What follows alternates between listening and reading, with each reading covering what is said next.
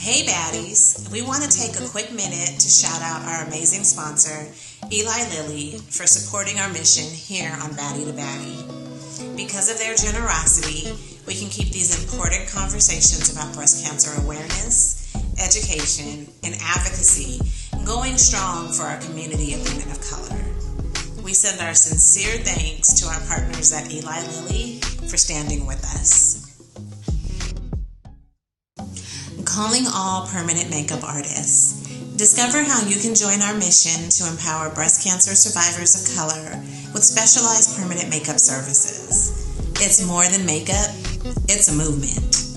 Connect with us and find out how you can contribute to this empowering cause by visiting baddiebeautycollective.com. In return, you will receive free breast health education, permanent makeup trainings, and much more. The Baddie Beauty Collective is brought to you by For the Breast of Us, Artistry by Zuri, and PM Yukon.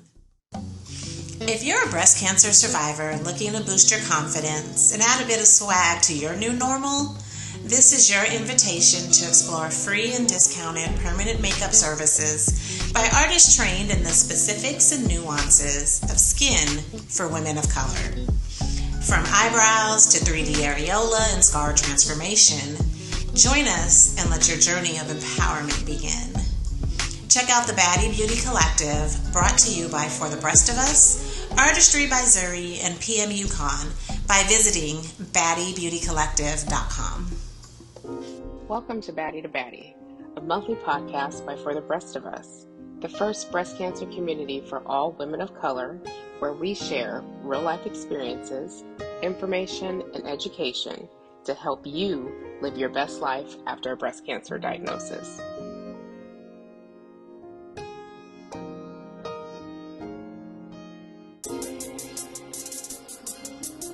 Welcome to Baddie to Baddie.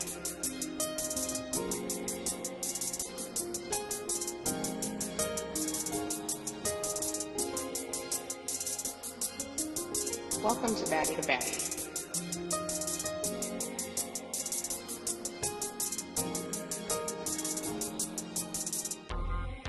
Hey girl, hey! Welcome to another episode of Baddie to Baddie, brought to you by For the Breast of Us, a community for women of color that has been impacted by breast cancer. Hello everyone, my name is Tisha and I am a breast cancer survivor as well as a Baddie volunteer. Today I am here and joined with some wonderful thrivers and survivors, Sabrina, Manuela, and Veronica. They are here today to talk with us about family and caregivers and the importance of our families and caregivers as we women of color are impacted by breast cancer. So welcome, ladies. Nice to have you on today. Thank you so very much for coming on. And before we get started with this fabulous conversation, tell our listeners a little bit about yourself. So I'll start with you, Sabrina. Sabrina, tell us a little bit about yourself. Hello, everyone. My name is Sabrina Thomas. I'm from Virginia Beach, Virginia. I was diagnosed, I'm from New Jersey, but I live in Virginia Beach, Virginia. I was diagnosed with breast cancer February 24th of 2023. Just completed radiation about a month and a half ago. And that's a big one. We celebrate that, absolutely. Yes, I just completed radiation. I did chemo and I did a bilateral mastectomy. And that's me in a nutshell. I got 2 adult sons and I have a grandbaby. Okay. Now do your grandbaby call you? Are you grandma? I'm Gigi. Gigi. Okay. Gigi, Sabrina's in the house. Well, yes. We are so glad that you are here. Virginia, I love Virginia Beach. Virginia Beach is one of my favorite quick little getaways. Yes, it's a beautiful place. Yes, it is. All right, Manuela, tell us a little bit, our listeners a little bit about yourself. Yes, I am not a breast cancer survivor. I'm actually a caretaker. I lost my only sister to breast cancer about a year ago, 17 months ago, and my mom and I were her caretaker. I lived with my sister for about 15 years. when she got a divorce. And so I've been raising her kids with her for the past 16 years. Now that she's gone, it's me and her kids. And so I know firsthand what it is to take care of a person with cancer. And so she was my older sister and my only sister. And now my dad is battling stage 3 prostate. So cancer is near and dear to my heart. So thank you for having me. Absolutely. We are so glad that you are here with us to give us that perspective, because again, this is our topic of conversation today. So we are glad to have you. Our condolences to your sister who lost her battle. But we are glad that you are here, and so that you can give us your perspective on being a caregiver with someone that was in your family and that was close to you that was going through cancer. Veronica, tell us, our listeners, a little bit about yourself. Hi, I am a 14-year survivor. 14 years? Yes, I was diagnosed at 26 at stage 0, and I am currently stage 4. So I've actually gone the whole spectrum, and currently in treatment, currently doing well. I'm a mom, single mom of 2 small kids. And yeah, it's been a radical journey. It's been a radical journey. A journey, to say the least. But to see you right now and to see you doing what you're doing, girl, you doing it. You better fight. You gotta fight. Thank you. Period. You better do. I'm so thankful that. And where are you coming from?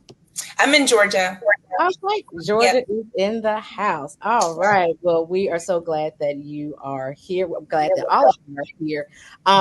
For those that are listening, just to give you a little perspective about myself, I am a 9-year survivor. I am from South Carolina, but I currently live in Maryland. And I was diagnosed with stage 2B invasive ductal carcinoma, breast cancer. So I went through the whole treatment. I did a lumpectomy, chemotherapy, radiation, and I have been in remission now since 2014. So thriving and surviving, and I'm just grateful for this opportunity to partner with For the Rest of Us, to have these courageous and wonderful conversations with thrivers and survivors, so that our listeners can be able to be encouraged and have a community to be able to join and listen to, and as they are going through their breast cancer journeys, or someone that they may know that has been impacted by breast cancer. Sabrina, I want to start with you first. When you were first diagnosed with, when you first got diagnosed, tell us a little bit about your support system. Oh, well, I have a really good support system. I've actually been blessed in that sense. It's my mom, Okay. My life partner. He's been great. I have 2 adult sons, but one of them is disabled. So I'm actually a caregiver. Okay. As well. So I have a 23-year-old son that has cerebral palsy, intellectual disability, and autistic. Okay. So it was kind of hard to balance that because I'm his caregiver and I need a caregiver now. I need someone to support me. But God, listen, but God.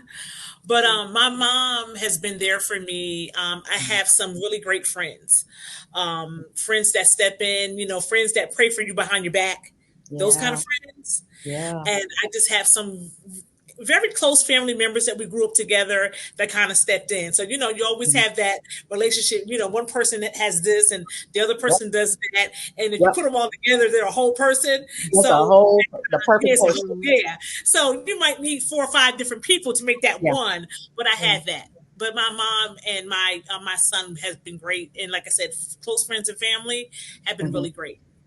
Stepped in. Wow. Yeah. And like you said, for you to be a caregiver for your son that has special needs.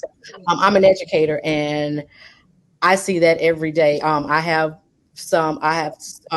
had students in my classroom that were autistic, and just seeing, with our special education teachers working with those special needs students. And for you to do that and going through breast cancer and needing a caregiver yourself, Mm-hmm.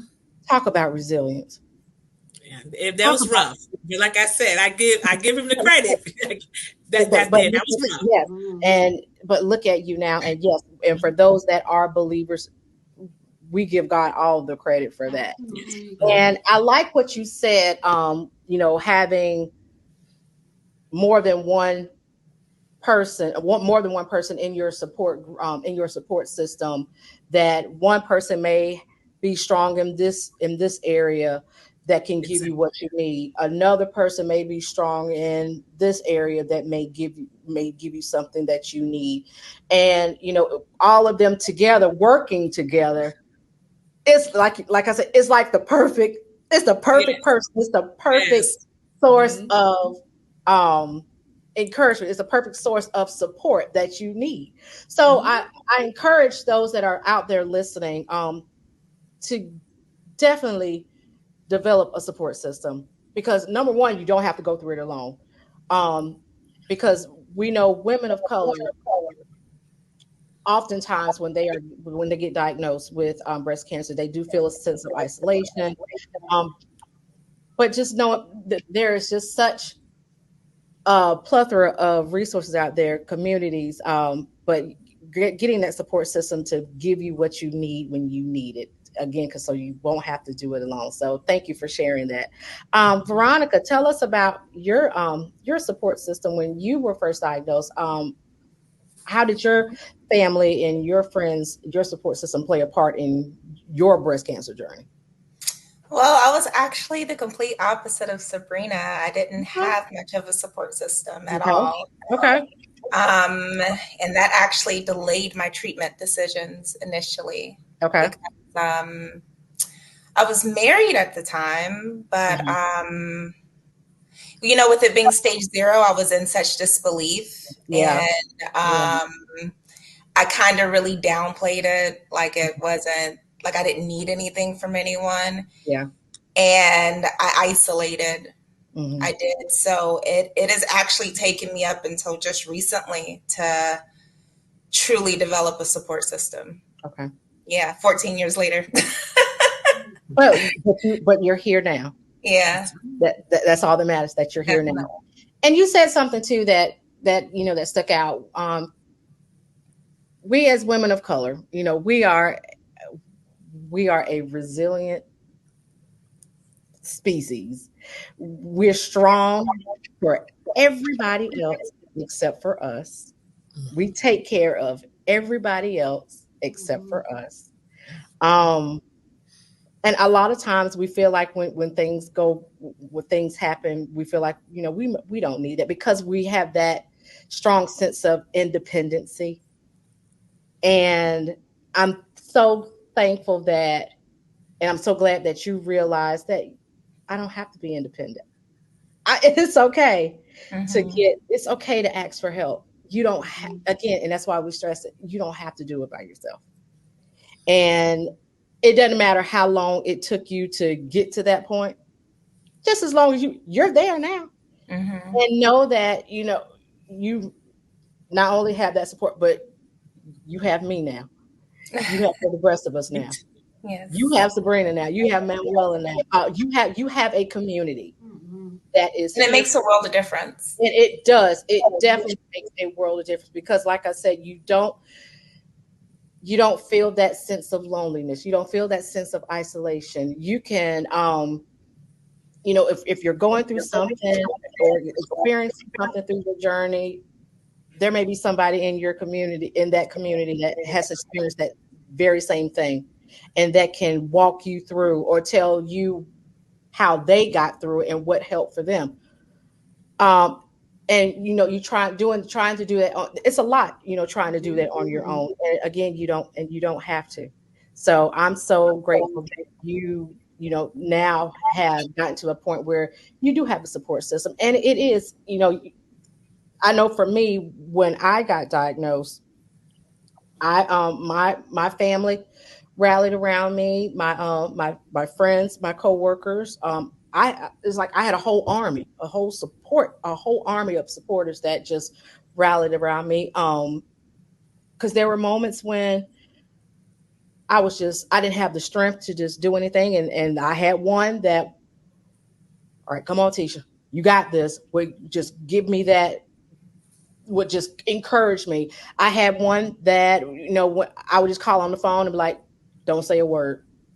I just need to scream, cry. I just need to cry. I just need to get it out. And I did what I need to do. And she said, are you okay? Are you done? And I'm like, I'm done. And she'll hang up. And so, just having those, like having those type of people in your corner to give you basically to give you what you need when you need it. I had coworkers that every week would send me cards that would just make me, tears, crying.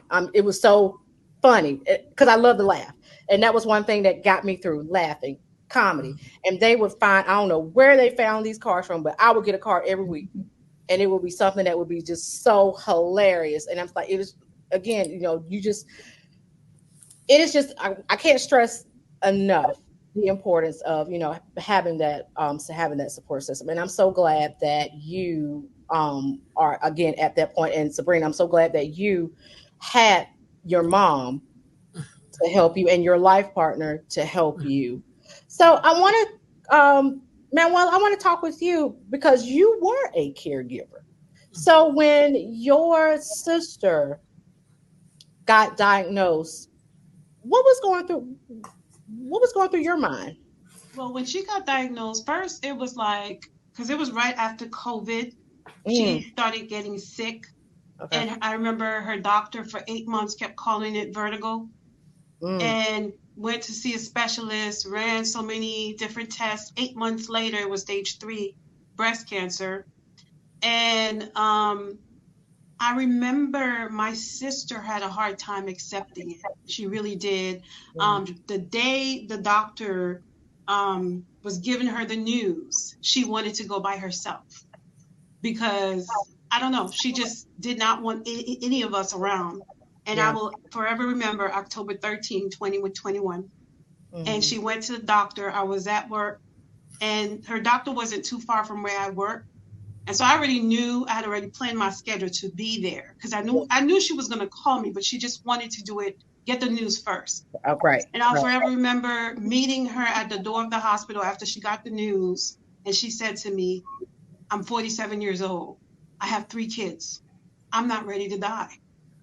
And that was one of the hardest things to hear my sister say to me because, again, she's my oldest sister, my only sister. Right. And then, again, she was a single mom. She's divorced at the time. And that was mostly her fears. Yeah. And in my mind, God was going to heal my sister, in my mind. Yeah. Right? Yeah. But that was not the case. And the cancer was so aggressive. She did the surgery, remove one of her breasts, and it just attacked her body. Within a year, she was gone, just like that. Okay. And for me, living with her 7 days a week, I got to see it all. I was her advocate. My mom would come in and take her to chemo, take her to different appointments just to give me time to go to work. But 7 days a week, she confided in me how she felt. And when the family wanted certain things for her, I had to speak up and say, no, she wants it this way. My sister was very private. When she got diagnosed with stage 4, it was just like, she didn't want the world to know. So she kind of like shut down. Yeah. It was private. She only told a few members in the family, which was just my parents and siblings and her kids. Okay. But she was just private with her cancer. And we did just, a lot of people just didn't understand. But for her, she just felt like I only need the people who truly love me to know what I'm going through. Right. And so it was one of the biggest challenges for me because at the time, not only was I a caregiver 7 days a week, I became dominant mom for my nieces and nephews. For your nieces and nephews. And so I'm playing 2 roles at the same time. Yeah. And the thing about caretaker, you really do have to die to yourself because you've become that voice for that person. And you see them cry, you see their hurt. And you get tired emotionally. Absolutely. You get tired physically. Yeah. And one of the things that I had to do was ask my mom, give me a minute.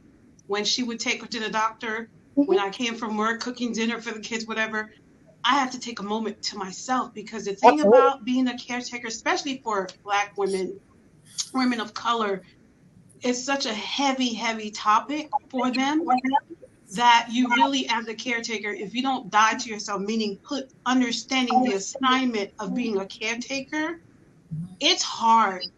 And no matter how you feel sad, you cannot be sad in front of that person that you're taking care of. So I literally had to be strong for my sister all the time, because I understood she was battling physically, mentally. And the thing about cancer, it is a fight. It's a mental battle, it's a physical battle, and it's also a spiritual battle. And I watched my sister go through all of it.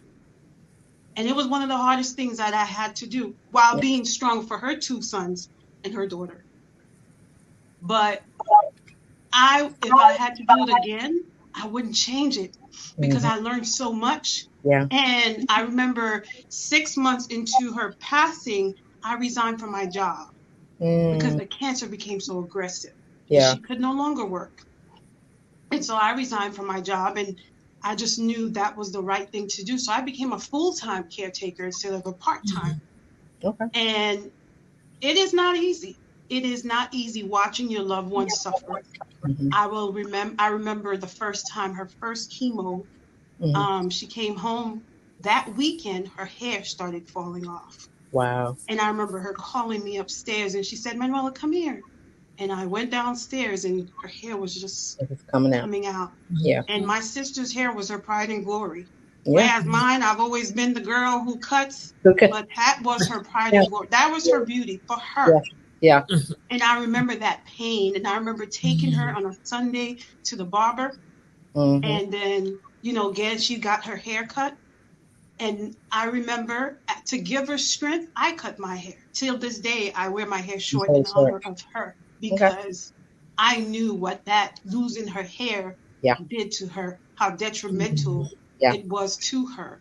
And so remember taking her to the barber and us having that moment, because a woman's hair, is their crown and glory. Depending on the woman, it's her pride and glory. Yes, it is. To be going through cancer or sickness in your body, now you got to lose your hair. That was a tough thing for her. But I cut my hair. Her daughter cut her hair, because we wanted to do anything to give her strength. Whatever it was necessary, we did, because at the end of the day, we just wanted her to get well. We were believing God to heal her, but that was not God's will.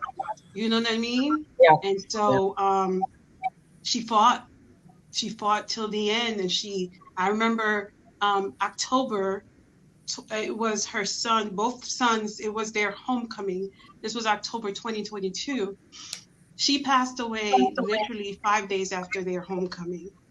And one of them was a junior, one of them was a sophomore. And she kept saying she was tired. Yeah. She kept saying every day she was tired. She was tired. It takes a toll. It takes a toll. And that's why I said it is a mental. Absolutely. And I thank God I was able to serve her, because being a caretaker, you are a servant to that person. You're a servant. And it's okay. To everything. And you watch them in pain. Yeah. I remember she spent 12 days straight in the hospital because her body was taking a toll. Yeah. And again, I was in the hospital with her 12 days a week because as a caretaker, it is our job to be there, because even though you go into the hospital, some of these nurses do not have the patience to properly take care of your loved ones. Right. And I did not want her to be treated any kind of way.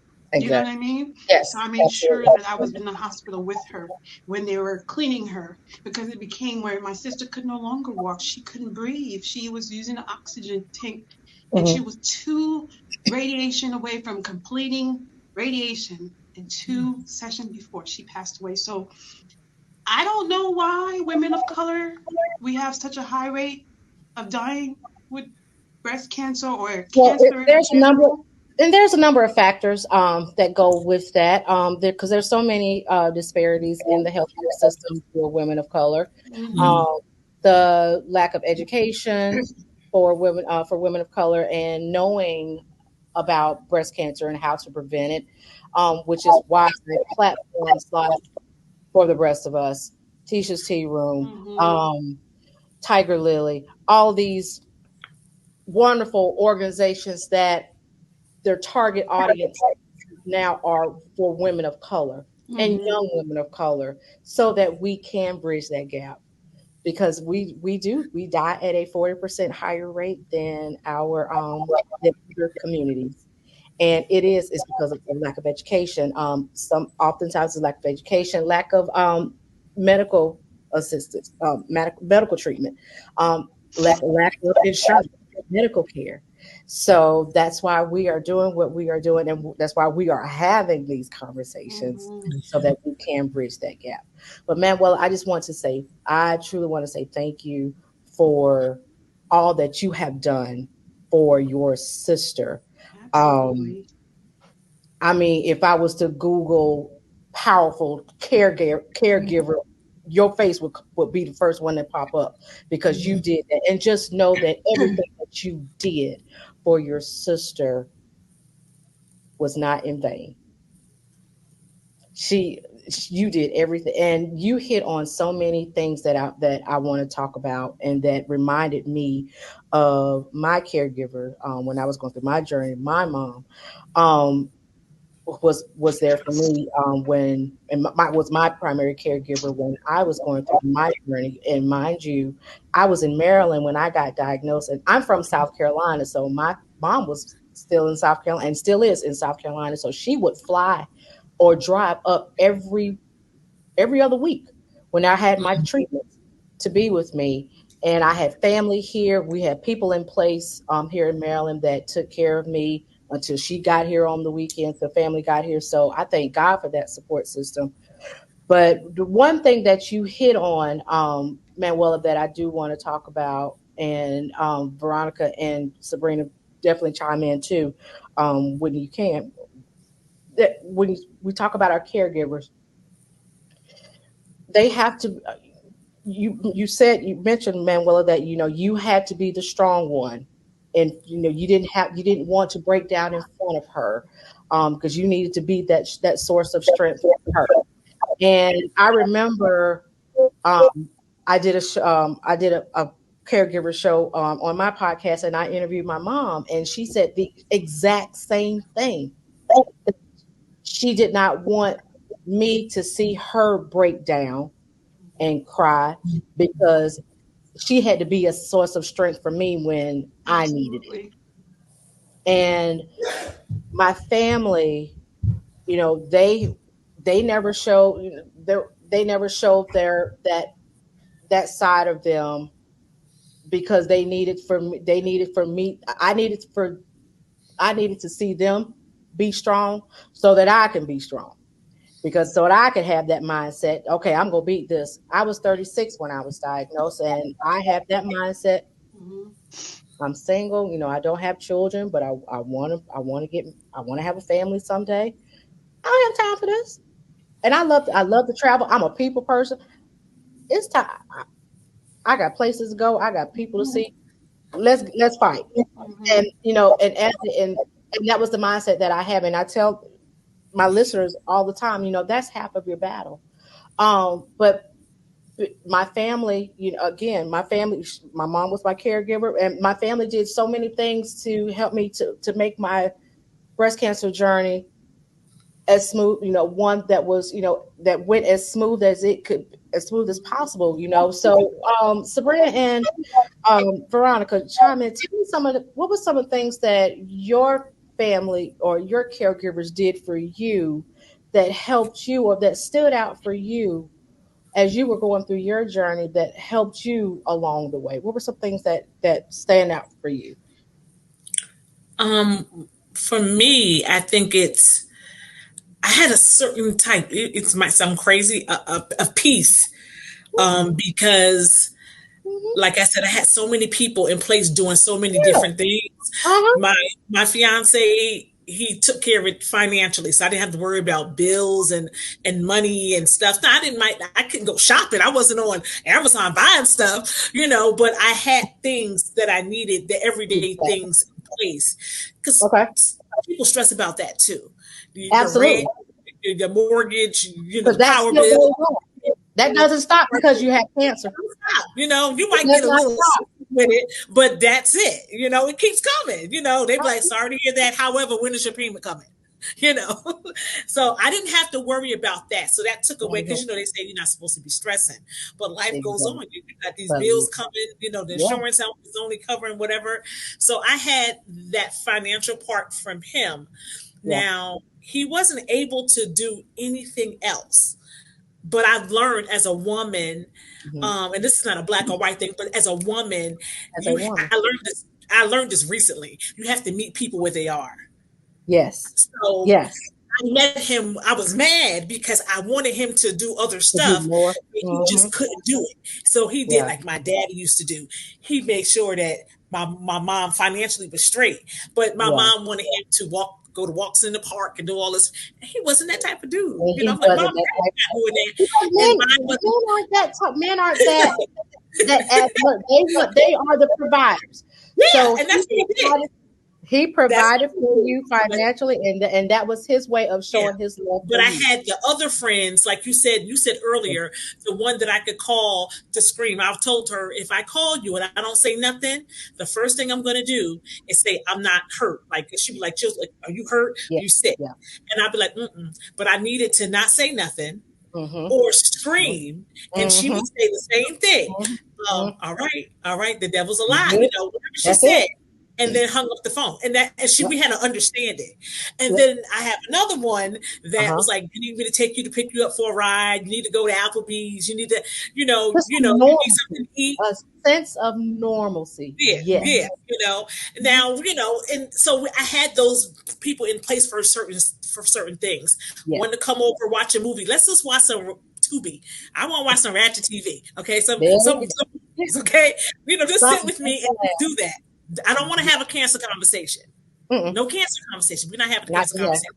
Right. Just sit with me. Tell me gossip. Tell me what's going on in your life. Let me give you some advice. And I don't want to talk about cancer. So I had that in place. Yeah. So to me, that made it a better. And then I had people showing up for my son. I mean, when I couldn't cook in between my surgeries and whatever, somebody was DoorDash, and my son was DoorDash, and somebody was cooking lasagna, and I had people in place. They would just drop off food. So it's, like I said, it might have took 10 or 15 different people to get it all together, but it all came together. It all came together. The whole journey peaceful. Because I could have, I'm on a lot of groups, and I listen to people, and because I ask advice about stuff. And I'm reading these posts, and I'm like, people are going through some stuff. My situation is not that bad, because I have this, and so I was grateful, still am for that, because I did the same thing. When I look back over it, I did the same thing 8 years ago. One of my best friends died of breast cancer. And when she got to stage 4, she was the survivor for like 12 years. When she got to stage 4, it got bad. And I told her I would never, she said, I don't want to die by myself. I took her last breath. I went to the nursing home, the facility almost every day. The one day that I said, I'm not going, I'm tired. She'll be okay. It's just one day. I go every day. Yeah. Something to get up. Yeah. And I went, and she died that day. Ooh, wow. So, but I say that to say I was there for her. Yeah. Every day, the whole 12 years, we did stuff together. I supported her. So my mom said, Sabrina, that just comes back to you tenfold. You're getting what you gave out. You were that person, and somebody's that person for you. So I didn't have a sister, but I had Manuela. I had her, in different people. She was all just one person, but I had about 10 of them to make one of you. Make that one. Exactly. Sister girl, we did it. We did that thing. Manuela, you did it. You did that. Yeah, you did that. Take pride in that. Much respect. You did that. Exactly. Yes. Much respect. And I don't do that, and I don't take that lightly. Much No. respect. Mm-mm, mm-mm. Much respect. So, Veronica, how about you? You know, I related so much to you talking about your sister Manuela. Being that I was diagnosed at 26, I was also diagnosed a couple of months after getting married. And, you know, when you said that you really went through it, it was my biggest fear for me to put my family or my loved ones through it. Because I honestly, I've always felt very healthy. Like, I don't really have any other health issues. I don't get sick. I just get cancer. Yeah. And one of, you know, initially when I got diagnosed, I was private, just like your sister. I was a bit embarrassed. And I was also kind of like the lead of my family. I took care of everyone else. And to not be able to give that support to people, and even just the thought of having people worry about me or scramble for me, especially at stage 0, it just didn't resonate. It made no sense. So although I didn't have support for a few reasons, partially because, you know, everybody's just not made for that. And in hindsight, like you said about your husband, Sabrina, it took me years to, you know, release resentment. And, you know, sometimes I thought because I seemed so healthy, people didn't take me seriously. Like, I only lost my hair recently. All these years, I never lost my hair. So I did bodybuilding. I did all kind of, you know, I was kind of like, you only live once type of deal when I first got diagnosed. Okay.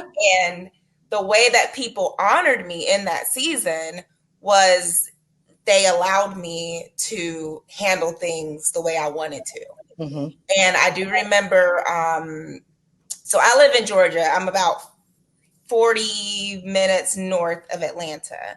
Okay. So I've been a minority in a lot of the communities and a lot of the treatment centers that I've gone to.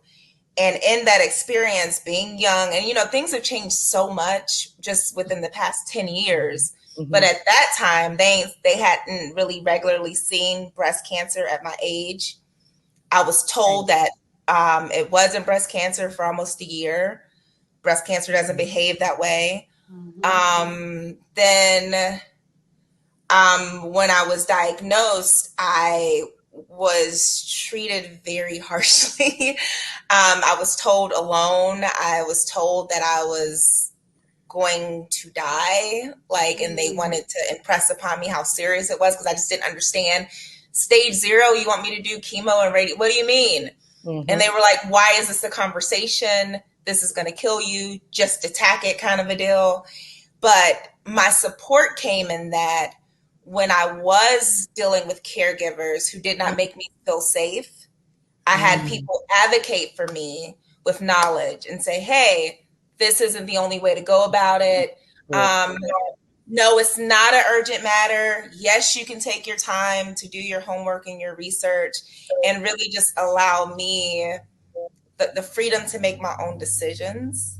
You know, it's sometimes I kind of wish that somebody would have pushed me, but, you know,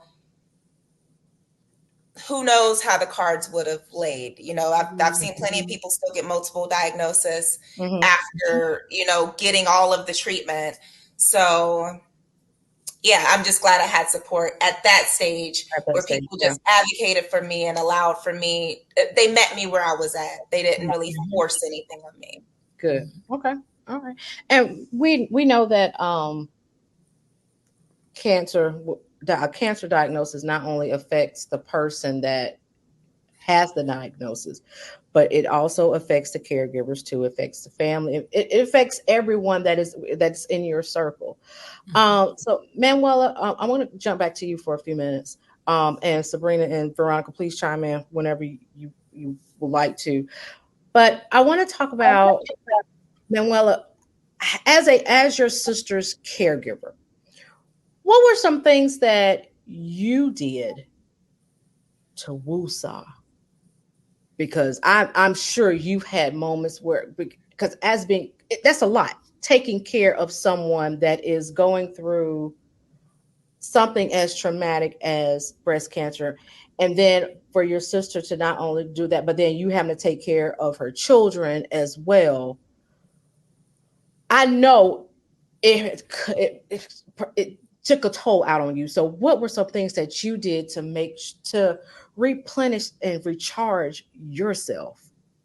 I think for me in the moment, I would say, I had one friend two friends actually that were really good about allowing me that safe space to call them and cry. Yes. Because when my sister was sick, I didn't have any desires to do anything outside of being with her, because the thing is, not only taking care of her, but we're talking about, we have a 17-year-old, an 18-year-old watching their mom battle cancer. Daughter is in San Antonio, because I live in Houston. Okay. And so I couldn't turn it off, because when I turned it off, I had to be strong for them. Because the thing is, because I raised my sister's kids with her, so the kids learn to rely on me. So they figure, okay, Auntie's taking care of mom, she got it. So they would ask me those questions. Yeah. When mom was, my sister was tired or she was sleeping, then they would come and ask me, so how is mom doing? Because they didn't want to ask her those questions. You know what I mean? Yeah. And so I didn't know how to turn it off, because I had to be strong for them. Mm-hmm. And then so my friends, Maryland especially, calling her in New Jersey or allow me to just cry.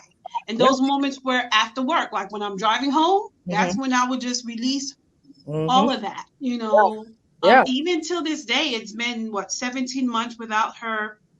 I mean, one thing about grief, you don't overcome grief. You cope. You cope with it. And some days you're good, some days you're not good, and some days you're like, okay. One of the things that I struggle with till this day, I know it was God's will for her to go, but I still wrestle with, God, why her? I'm not married.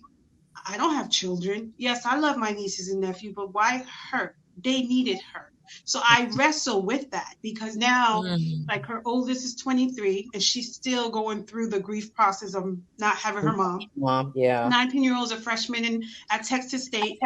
The youngest, he's graduating high school in 3 weeks, and he's a senior in high school. And I watch him suffer this year because he's the youngest and not having his mom to, be there for the prom moment, and just walking through that. I'm still being a caretaker in a nutshell, because they live with me. Absolutely. So I wrestle with, like, wow, God, yes, I'm strong, but man, I'm like, Lord, it's a lot. Yeah, it is. Prayer is what's keeping me. I kid you not. Prayer and fasting, I think that is what has kept my mind, because until you walk in a mile in that person's shoes, and that's why I tell people, and I say, I don't mean any disrespect, until you walk in that shoe, if you don't know, keep your mouth shut. Don't try to tell someone who's battling cancer how to feel. Don't try. You could say be encouraged, but like, I think sometimes we get so caught up in, I want to tell this person be encouraged, and that's great, and I appreciate that. However, that person going through that battle, they know what they're going through. They know what they're going through. And through. Sometimes, even though you want to say be encouraged, they might not want that. Yeah. And it's not that they're being mean, it's because they're going through that process of, why me, Lord? Why is this so hard? Why now? I'm so young. I don't understand. And so with me having to be that caretaker for my sister, I had to put like I said, I keep saying, I died to myself. I had to understand and be there when she had those questions. Why, Manuela? Why I'm 47 and I'm battling cancer? I got 3 kids depending on me. I have a mortgage. I have this. Like, why? And I had to allow her to have those moments, because these are questions I cannot answer, but just say, I'm going to keep praying. That's it. And then allow her that safe space when she's having those moments of being angry with God, because that happens too. If I'm being honest. Absolutely. Right? And I have to allow her to have that safe space. And so that's why I said, I thank God I had the moment to serve her. And I believe I serve her well. And so now I'm in the season of serving her kids and making sure they understand, as their only aunt, I'm still here, and I am going to be here until the Lord says so. And I'm going to be the provider, which I am. And it is God. it really is God that is keeping me, because cancer just changes you forever. It does. Forever changes you. You never go back the same. You never look at life the same. It's a new normal. It just changes you. Yes, absolutely. But one thing I will say, I thank God that, I do events on the side in honor of her. I do breast cancer events. Before she passed, I did a women's breast cancer brunch. And, I've taken a break lately, but I know October's approaching and it's going to be 2 years since she passed. And I plan on hosting a breast cancer tea brunch for women. I'm planning that right now because it is in legacy of her. It is not just her, but the women, now who are battling, and the women who are coming behind, and just, teaching her kids, like, this is how we honor those we've lost, especially breast cancer. Just saying her name, you know what I mean? We don't know when we're going to see her again, but I want to make sure that her name lives on in legacy, and say, you know what, she fought the good fight, and God took her because it was his will for her to go. But my responsibility as her only sister is to keep that legacy going, and talking about breast cancer, especially with women of color, why it's important to go and have a mammogram, why it's important to eat healthy, and why it's important for us to, even talk to our kids and just educating them about cancer. And so that's me now. You know what I mean? My life has changed. My perspective has changed. And so I just want to make sure that, she's pleased with me, and her kids are watching me and making sure that, that they have an aunt that loves them and doing the best that she can in honor of their mother. I can never be her, but just doing my best. Yeah. I'm so glad you had that, that you had an outlet to scream, to cry, to vent, because as caregivers, that's something that is very important. You need a support system, just like the ones that are being impacted need support system as well. And for those that are out there listening that are caregivers, get a support, join a support group of a support group that caters to caregivers. Take a break, go outside, take a walk. Exercise, it's okay to take a break, because you are being affected by it, just like the person that you're caring for is being affected by it as well. And so I commend you. I commend you for everything that you have done as a caregiver, and how you are honoring her. What a wonderful way to honor her. And know that November is National Caregivers Month, and I don't think I've shared with the rest, with Veronica and Sabrina. I haven't had a chance, I don't think, to share with you, but I have a podcast called Tisha's Tea Room, the place where conversations conquer cancer, and I have November. I honor Caregivers Month, so just know that all three of you are coming to the tea room, because we're gonna have some fabulous. But I just want to say, for those that are out there listening, there's just so many wonderful organizations and communities for caregivers and family members, so that you can have that support as well, so that you can be that voice and that advocate that for your loved ones that are being impacted by by breast cancer, or whatever type cancer that they are going through, because you need to be well as you are, as you're caring for your loved ones. And so, and it's again, I can't stress enough, just making sure that, you are being the best version of you, that you are taking care of you, so that you can be there for your loved ones. So with that, Sabrina, Veronica, any last words that you would like to share before we? I think Veronica has something to say.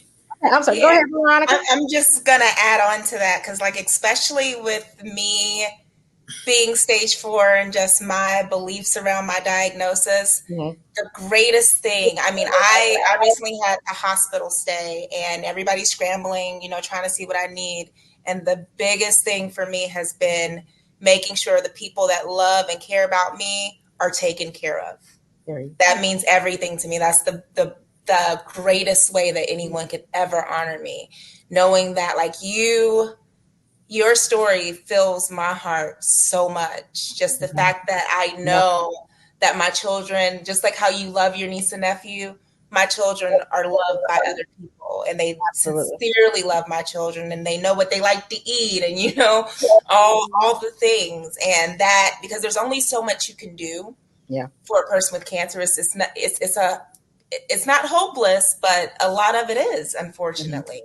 So you know, living your life to the fullest, taking care of your health, getting your screenings, taking care of all the people that have survived your sister, that has always been just such a big deal for my survival. It gives me a sense of peace knowing that the people around me, I don't have to worry about them, and then I can focus on myself. Absolutely. Absolutely. Well, Sabrina, Manuela, Veronica, I can't thank you enough. This has been an amazing conversation. This has been so good, and I hope the listeners out there, that are listening, I hope that you have been blessed by this conversation like I have been blessed. I want to thank you, all three of you, again for joining us for this wonderful podcast today. And with that being said, I just want to take a quick moment to give a shout out to our amazing sponsor, Eli Lilly, for supporting our mission on Baddie to Baddie podcast, because without their generosity, we can keep these important conversations going. And for those that are out there listening, I also want to thank you. And make sure you like and share and subscribe to Baddie on Spotify, Apple Podcasts, or wherever you listen to your favorite podcasts. Also, please, if you will be so kind to also subscribe and like to Tisha's Tea Room on YouTube, as well as Instagram and Facebook. And with that being said, thank you, ladies, again, and everyone that is listening. Wonderful, wonderful evening. Take care. This is another Baddie creation brought to you by For the Rest of Us. Don't forget to subscribe to Baddie wherever you get your podcasts. And follow us on Facebook and Instagram at For the Breast of Us, on Twitter at The Breast of Us, and check us out online at breastofus.com. Thanks for listening.